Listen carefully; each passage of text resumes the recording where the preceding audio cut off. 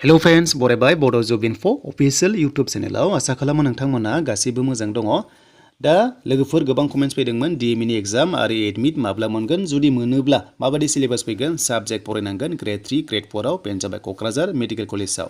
स' नोंथांमोना क'क्राझाराव साख्रि मोनगोन आरो नोंथांमोननि मेडिकेल कलेज गोदान खुलिनायाव बेयावनो नोंथांमोना पस्टिं जागोन। दा बाथ्राया जाबाय एग्जामा माबायदि रोखोमनि जागोन आरो माब्ला जाहैगोन आरो बेसेबां काट अफ थांगोन बायदि। दा बेखौ लानानै मोनसे भिडिअ खालामबाय एन्ड बेनिफ्राय DHS DME दाखालिनि एग्जाम जानाय रिजाल्टआ फैथ'वाखै जेब्ला फैगोन आं नोंथांमोना आपडेटखौ लाना फैगोन।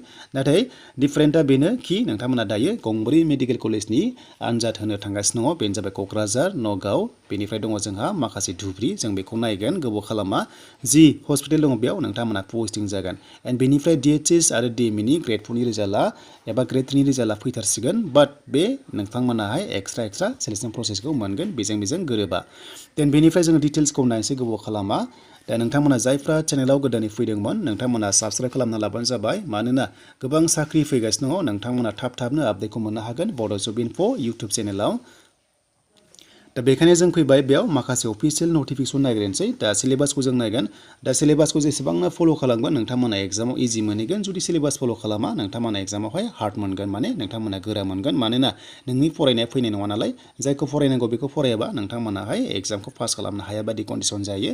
स' बेखायनो सिलेबासखौ नोंथांमोना नायनांगौ आरो बे सिलेबासा मा फैगोन आं बेखौ जोबनायथिं खिथागासिनो दङ। नोंथांमोना दसे भिडिअखौ नेथ'बानो जाबाय एबा नायबाय थाबानो जाबाय। स' बेनिफ्राय नोंथांमोननि एग्जामा बे एप्रिलाव जानो थांगासिनो दङ एबा एप्रिलाव चान्स मोनगोन। दायो मार्चआव गोबां प्रसेस दंगासिनो दं नालाय स' बेखायनो नोंथांमोनाहाय एप्रिलाव जानायनि चान्सआ दङ आरो बेनि एग्जामा गासैबो सिलेबासा सेम एन्ड बेनिफ्राय दाखालि DHS आव फैनाय बादिनो फैगोन नाथाय काट अफआ गोजौ थांगोन मानोना पस्टआ जोबोर खम बेखायनो काट अफआ गोजौ थांगोन।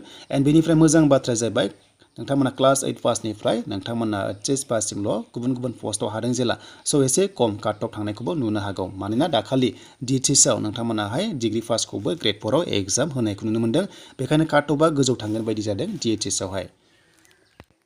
स' बेनिफ्राय एग्जामा माबायदि फैगोन एबा सिलेबासा मा जागोन जों दानिया बेखौ नायनोसै अफिशियेल नटिफिकेसन एन्ड बेनिफ्राय नोंथांमोना बेयाव क्लिक खालामबा लगइन खालामनो हागोन। आं लिंकखौ डिसक्रिपसनाव होना दोन्दों आरो बेनिफ्रायनो एडमिट नोंथांमोना डाउनलड खालामनानै लानो हागोन। दा बेयाव मेडिकेल कलेजेसनि माखासे अफिशियेल नटिफिकेसन दङ। दा बेखायनो जों Gr.IV खौ नायग्रोनोसै। दा Gr.IV आव नोंथांमोना क'क्राझारावनो साख्रि मोनगोन एबा Gr.III आव क'क्राझारावनो नोंथांमोना पस्टिं जागोन। स' बेनिफ्राय दायो फैबाय एग्जाम। देन एग्जामा नोंथांमोना बर'जों लिरनो मोननाय नङा स' नोंथांमोना दाखालिनि बायदि इंलिसजों होनांगोन। एन्ड बेनिफ्राय स' बेयाव माखासे डिटेल्स दङ मेडिकेल कलेज दङ जेरै नलबारि दङ एन्ड बेनिफ्राय नोंथांमोनाहाय मोनदों क'क्राझार मेडिकेल कलेज दङ एन्ड नगाव दङ आरो धुब्रि बे मोनब्रैयाव नोंथांमोना साख्रि जागोन बेनि बाहेरा जेरावबो साख्रि मोननाय नङा।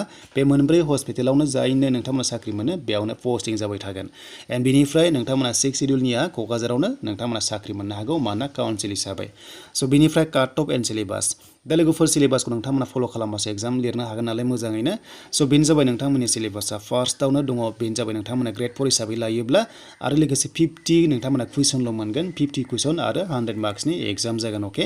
स' गासैयावबो 100 मार्क्सनि एग्जाम जागोन 50 कुइसन फैगोन मोनसे हाबानो नाम्बार 2 मोननाय जागोन। एन्ड नोंथांमोना बेवहाय MCQ टाइपनि कुइसन मोननाय जागोन अके नाथाय नोंथांमोननि टटेल मार्क्सआ 100 थागोन एन्ड बेनिफ्राय 1.5 घन्टा टाइम मोनगोन। स' बेनिफ्राय साबजेक्ट एन्ड सिलेबास होनोबा स' नोंथांमोना फल' खालामनांगोन बेनो जाबाय मेथ्स।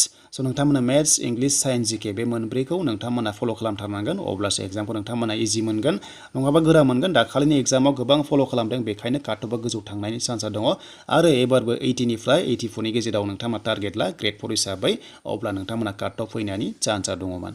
एन्ड बेनिफ्राय जेब्ला अफिशियेल नटिस फैबावगोन एग्जामनि रिलेटेड आं नोंथांमोननो लाना फैगोन।